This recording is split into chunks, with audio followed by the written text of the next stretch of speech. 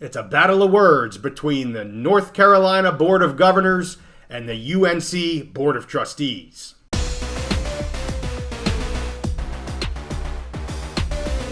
Conference expansion is always in the news, so we're back on the big mountain to take a look at what the heck is going on in the state of North Carolina. We've talked about Clemson. Yeah. We've talked about FSU. We've had some commenters asking us about North Carolina. So we're going to do a standalone episode here real quick. Just some back and forth between the governors and the trustees and who's in charge of who. And it's just craziness. And so we're going to try to answer some of those questions, I think, here a little bit anyway. A lot of chatter, a lot of rumors surrounding this right now. And I want to take a minute to talk about these two groups, the Board of Governors and the Board of Trustees. I want to make sure everybody knows who we're talking about here, because honestly, I had to look it up because we're not in UNC or we're not in North Carolina, and I'm not really sure what all this meant. So I had to look it up. The Board of Governors, Steve, and this comes directly from their website. So I apologize. I'm going just to read a little bit here.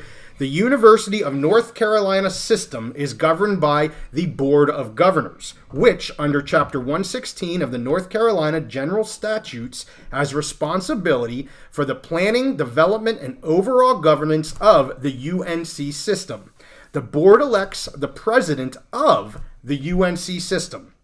The UNC Board of Governors is the policy-making body legally charged with the general determination, control, supervision, management, and governance of all affairs of the constituent institutions. It elects the president, who administers the university. The 24 voting members of the Board of Governors are elected by the Senate and the House of Representatives for a 4-year term. So this is a statewide Board of Governors, educational Board of Governors. So their board chair is Randall Ramsey. You'll hear me talk about Mr. Ramsey in a bit. Let's go to the Board of Trustees here, Steve. Well, who are the Board of Trustees? And I'm going to talk about UNC. There's a Board of Trustees for all of the state institutions. The UNC at Chapel Hill is one of the constituent institutions of the University of North Carolina system. UNC Chapel Hill, and it's funny, it's UNC Chapel Hill in North Carolina. Everybody knows them as UNC. But technically, it's UNC Chapel Hill. Yep. Shall have a Board of Trustees composed of 15 persons, 8 that are elected by the UNC Board of Governors, 6 are appointed by the NC General Assembly, and the remaining member is the president of the student government as an ex officio.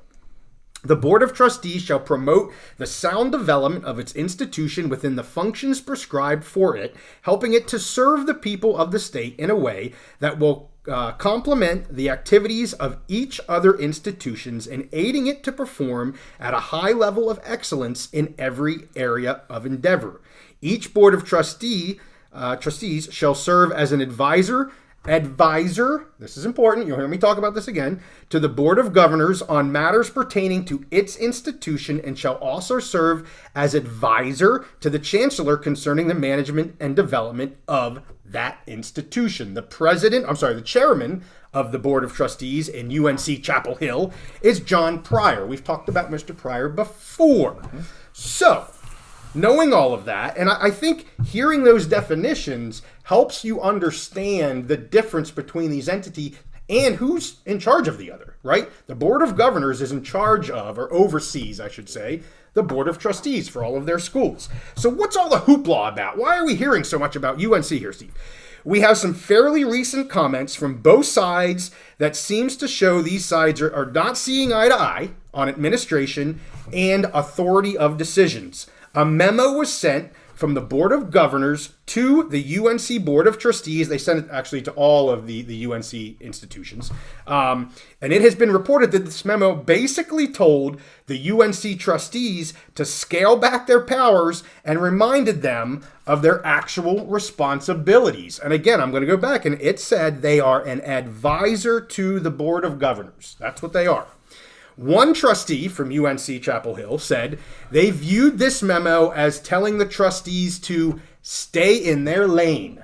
Okay? So this is where the hoopla's coming now, right? Stay in your lane back there in Chapel Hill. However, Mr. Ramsey said that this memo was purely administrative in nature and disagrees with the trustees' characterization of what the memo stated. I'm going to get into some of this memo here, Steve. Anything you want to add before I kind of tell the differences to the UNC Chapel Hill memo compared to some of the other memos? I'll just say real quick, I mean, this isn't necessarily unique. A lot of states have, a board of trustees that runs an individual university, and then some kind of, whether it's a board of regents, I think California has, or whatever, that is basically overall in charge of the policy and direction of the system, whereas usually the board of trustees for a particular school runs the day-to-day business of that school. So I would say there's not anything super unique to this. I mean, there's always differences from state to state. Right. It's just for now, because there's some kind of a power struggle of where the different sides want to go. Now, all of a sudden, it's becoming important. But, most of the time, 99% of the time, it really doesn't matter.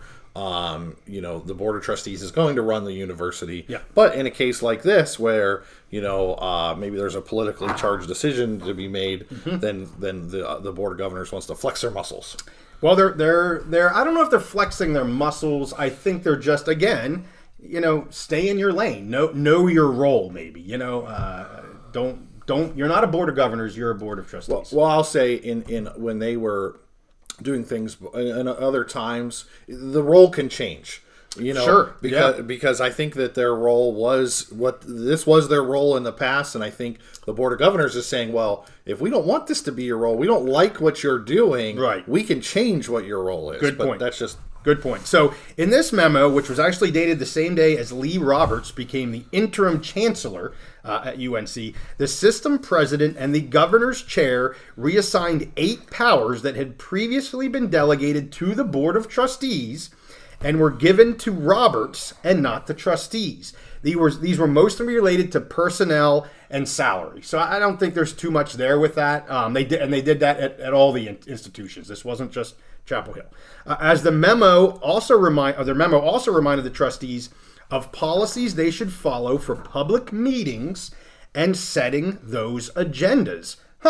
They just talked about that in the Florida State case, didn't they, Steve? Yep. Interesting. The memo emphasized to Roberts and Pryor that trustees are to serve in an advisory capacity to the chancellor and that they should not direct matters of administration or execute action. Interestingly, this same memo, as I said, was sent everywhere. It was sent to the Elizabeth City State University's chancellor and trustees. However, the memo that they received did not include this reminder of its advisory purpose and the items regarding public meetings and agendas. So that's where you're seeing this. Are they taking it a step further with UNC because maybe of some of the comments our friend Mr. Pryor has said publicly about conference realignment? We're showing the back of the hand. We don't know if that's the case, but it certainly seems that way, right? This section, it states that the Board of Governors will only consider action by the UNC Board of Trustees if they follow the guidance set forth in state law, system policy, and the trustees' bylaws. So again, stay in your lane, follow the correct protocol, follow the correct procedures is kind of what they're telling them here. Well, why is this important to college football fans? Like, this is, a lot of these headlines are around the whole ACC and what's going on with the ACC. Is UNC going to file suit with the ACC? Blah, blah, blah, blah, blah. So remember earlier this year, the Board of Governors passed a policy that requires all North Carolina public universities to get permission from that board of governors in order to leave an athletic conference. This was a big change, as prior to this, the UNC system schools had been able to change conferences without input from the governors, and they had done that. I mean, that had been done in the past. So that was a big change, and that was kind of the headlines we saw back in January, February, where, ooh, wow, they just passed this. Well, that's what they passed. So now the process is that you need to go to your board president of the university, make your case. The board president has to, if they approve it, yes, I agree, we should X, Y, and Z, leave the ACC in this case. If they approve it, the president goes to the Board of Governors and asks them for approval. If they approve it, well, you're good to go. If they say no, that you go back to your university and you can either just accept the no, or you can revise what you want to do and bring it again to the Board of Governors. But they could say no again, too. So the end game here is with the governors since they made that change back in January. And what we're seeing in the public now is just comments from the governors saying, we have the final say, and they do. And then comments from Pryor and some others that are specific to UNC saying, our best interest maybe isn't in the ACC anymore. It doesn't mean they can't get out of it. It just means they have to provide an articulated, very accurate reason and probably a financially positive reason for them to make a change. I don't think it means the governors are going to say no necessarily, but I will say they definitely are going to look out for the governors for the entire state institutions, right? They're not just going to look out for Chapel Hill. They're going to look out for NC State. They're going to look out for everybody. So if you're going to bring something like this as a standalone proposal from UNC, you better have something in there for the other state universities, because that's what the Board of Governors is going to want to see. That's JY's opinion. What do you think? I think overall this whole thing is a little bit of, it's kind of like two peacocks strutting around trying to show who's the cock of the walk. And, you know, it is what it is. Obviously, the way that it's set up, you know, the Board of Governors can exercise that power. Yep. Now, here's the thing is, I think that also this increases the likelihood that you will have a political decision or a political involvement into this process. Yes. Because as you read, both of those bodies they're appointed by the state legislature, by the state government. Yep. So if the legislature doesn't like whether what the Board of Trustees is doing, or maybe if they don't like what the Board of Governors is doing, yes, they can replace those people. They can exert influence in different ways. So I think that if there is a disagreement between the Board of Trustees and the Board of Governors, I think it just increases the likelihood that we'll have some kind of political involvement. Unfortunately, I don't enjoy seeing that play out. And my last overall thought on this is college football is changing. The world is changing. We see everything, that alignment, all of the power and the money gravitating towards the Power 2. It's something we've been talking about for quite a while. You know, they have in North Carolina, they need to decide, what do they want? Mm-hmm. Do they want a nice, like, small, cohesive conference where they can just play together and they can go drive down Tobacco Road and play their rivals? Or do they want to challenge for national championships? Do they want to be, you know, because they have two universities, North Carolina and North Carolina State, with the proper funding and in one of those power conferences, you know, can be a large power program that can challenge for national championships. Right. So they need to decide, what do they want, and get on the same page, because if the Board of Governors and Board of Trustees is not on the same page, it's going to get messy and they might get left behind. Yeah. I could see a situation where, you know, you could have one school go to the SEC, one to the Big Ten, unless you see a scenario where they say, well, they have to go together. Right. Well, if the Board of Governors mandates they have to go together, both may miss out, right, which could cause the universities in the state of North Carolina to lose hundreds of millions of dollars. So I would just, you know, they're not listening to us on this show, but I would be very cautious about, you know, if I was in that position, and I would just try and get my ducks in a row.